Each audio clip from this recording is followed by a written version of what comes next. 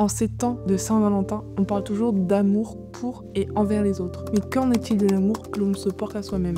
Parce qu'on entend aussi que avant d'aimer quelqu'un, il faut apprendre à s'aimer soi. Comment fait-on quand on s'est jamais senti assez bien, assez joli, assez intelligent, assez quoi? Salut et bienvenue. À l'heure où vous regardez cette vidéo, normalement la Saint-Valentin sera passée, mais pour moi c'est pas encore le cas. Et j'ai une mini tradition, enfin ça fait 2 ans que je le fais, mais bon, à l'approche de cette période d'amour au Saint-Valentin, etc., je raconte un peu de story time sur ma vie sentimentale, assez chaotique. Mais je sais pas, cette année, j'avais envie de faire quelque chose de différent, parce que j'ai encore plein d'anecdotes. Et en vrai, je pense qu'il y en aura quand même quelques-unes dans cette vidéo. En fait, à force d'en parler, d'y réfléchir et tout, je me suis rendu compte que le problème, c'était vraiment moi. Enfin, même en fait, de base, je le savais. J'ai plus envie de parler de ça. Donc, commençons. Tout est parti d'un postulat de base, c'est que l'essentiel, c'est d'abord s'aimer soi. Parce qu'en fait, ça impacte toutes les relations qu'on a autour, les relations familiales, amicales, amoureuses. Et s'aimer, c'est pas juste se trouver beau ou belle dans le miroir, c'est quelque chose de beaucoup plus profond. L'amour de soi, c'est vraiment se parler avec bienveillance, ne pas s'auto-saboter, ne pas dépendre de ce que pensent les autres, du regard des autres. Et je veux parler un petit peu de moi, comme exemple, pour illustrer cette vidéo, parce que le sujet que je connais le mieux, c'est moi. Ça fait 24 ans que je vis avec moi-même. J'en ai passé du temps là-dedans, pour retracer un peu mon parcours. Docilement, je me souviens, mes premiers complexes sont apparus au collège. Avant, je m'en fichais. J'étais un garçon manqué, comme ça qu'on m'appelait. J'aimais le sport. je m'habillais, je m'en fichais. Vraiment, je m'en fichais. Et au collège, donc là, j'ai un peu commencé à changer, à fréquenter d'autres personnes. Et c'est là que j'ai reçu mes premières remarques. Avant, on me disait juste que j'étais grande, quoi. Genre, on m'appelait la girafe. Les enfants sont vraiment des amours. Mais j'ai eu la chance d'être relativement tranquille là-dessus, à part le fait que j'étais grande pendant le primaire. Parce que je sais que c'est pas le cas de tout le monde. Mais c'est plus au collège, ouais, que les choses se sont compliquées. J'ai commencé à recevoir des remarques sur mon physique et il y a vraiment des phrases qui me restent encore en tête. J'ai développé des langues complexes que j'ai encore aujourd'hui. C'est vous dire à quel point le poids des mots est hyper fort. Il faut faire attention quand on parle aux gens. Voilà, il faut vraiment pas minimiser l'impact qu'on peut avoir. À cause de ça, j'ai commencé déjà à m'habiller différemment. Je sais pas, je faisais toujours des trucs hyper longs, pour me cacher un peu. Et encore au collège, ça allait à peu près. Mais c'est au lycée, j'ai eu mon premier copain. Et c'était une relation où je me suis sentie un peu forcée. Et attention, je vais mettre des guillemets partout parce que, en fait, je suis pas du tout à l'aise avec le fait de parler de ça, mais j'aurais quand même besoin, j'en ai envie. Donc je me suis un peu sentie forcée parce que c'était une soirée dans un groupe de potes, tout le monde savait qui était intéressé par moi et donc j'ai ressenti un peu une sorte de pression sociale. On était tous je me souviens encore de la scène, on était tous dans son garage, c'était pour son anniversaire en plus. À un moment, il y a une de mes amies qui demande à tout le monde de partir, on essaie tous les deux, enfin vraiment c'était voilà. J'ai beaucoup de mal à dire non quand je sens que je peux potentiellement vexer quelqu'un. Du coup, j'ai dit bon bah oui d'accord, moi aussi je t'aime bien.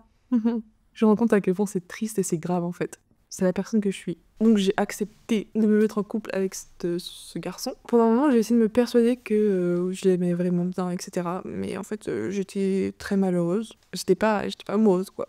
Et ça a eu un impact aussi énorme sur moi. Je me suis vraiment perdue, je me suis jamais écoutée. Un moment, j'y ai mis fin parce que ça devenait trop dur. J'y arrivais plus à me forcer. À la suite de ça, j'ai eu 2 autres copains. À chaque fois, je me suis pas écoutée. C'est pareil, j'ai dit oui parce que pression sociale et pression du monsieur en question.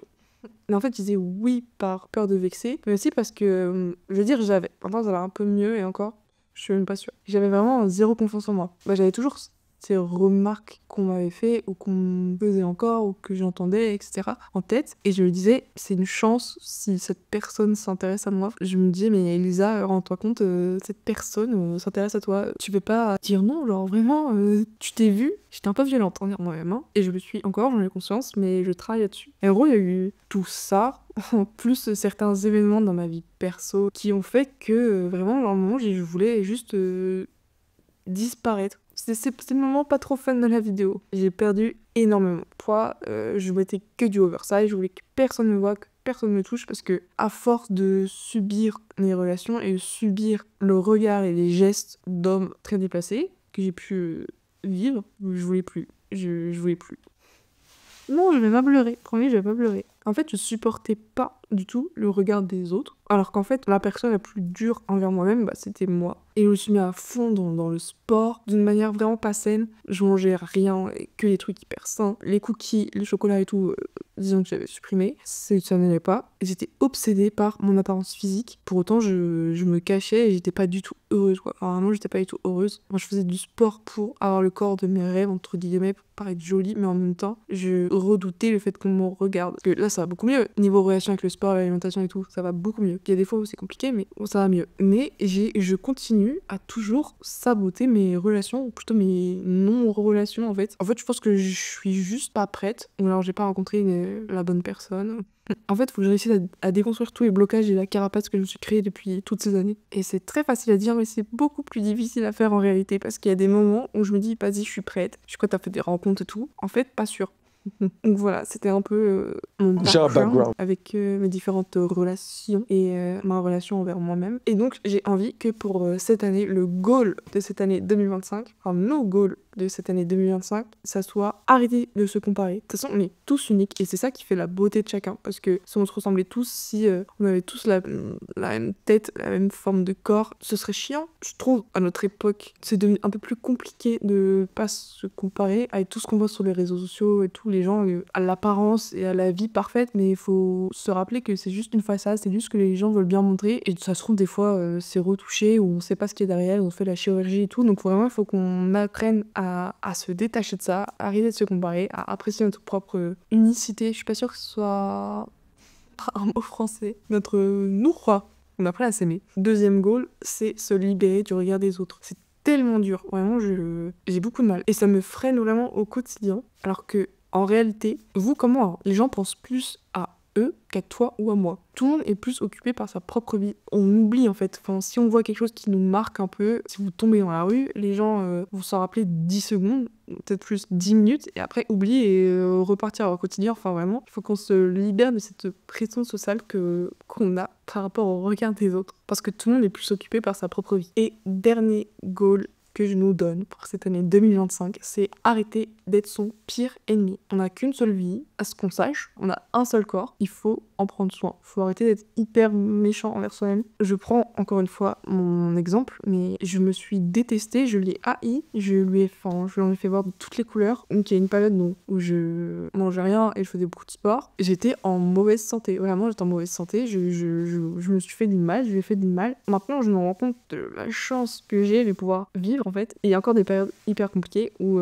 je me sens pas bien, j'aime pas le reflet que j'ai dans le miroir, je suis victime, je suis empreinte à beaucoup d'anxiété et d'angoisse, et il y a des moments où j'arrive pas à me dire que j'ai trop de chance d'être en vie, que voilà. Mais quand je prends du recul, par exemple quand je vais courir, parce que quand ça va pas, je vais courir, que je rentre, je me dis waouh, merci en fait, merci.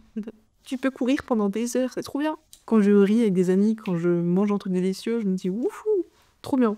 Donc il faut essayer de se rappeler que voilà, notre petit truc là, il nous permet de vivre et de ressentir de grandes choses. Et donc pour remplir tous ces objectifs en 2025, il y a une chose qu'on doit essayer de mettre en place, c'est s'aimer au quotidien. Réussir à prendre soin de soi, et vraiment parce que on est la personne avec laquelle on va passer le plus de temps dans notre vie en fait. Et donc en un sens, on est la personne la plus précieuse de notre vie parce qu'on sait qu'on sera toujours là. Vous avez beau être entouré par les meilleures personnes du monde, vous passez quand même 24h sur 24, 7 jours sur 7, 365 jours par an avec vous et vous-même, alors que c'est pas le cas avec votre conjoint, votre famille, vos amis. Non, vous êtes votre meilleur ami. Bref, on s'est compris. Et donc, il faut essayer et se forcer à se parler comme on le fait à ses amis, en fait, à ses proches, parce que je pense, enfin je sais pas si vous êtes comme moi, mais je sais que des fois je me dis des choses ou je pense des choses extrêmement dures que jamais j'irai dire à qui que ce soit d'autre. Même ça ne traverse même pas l'esprit de penser ça à quelqu'un d'autre. Mais je sais pas pourquoi, quand il s'agit de moi, je suis extrêmement violente, dure, voilà.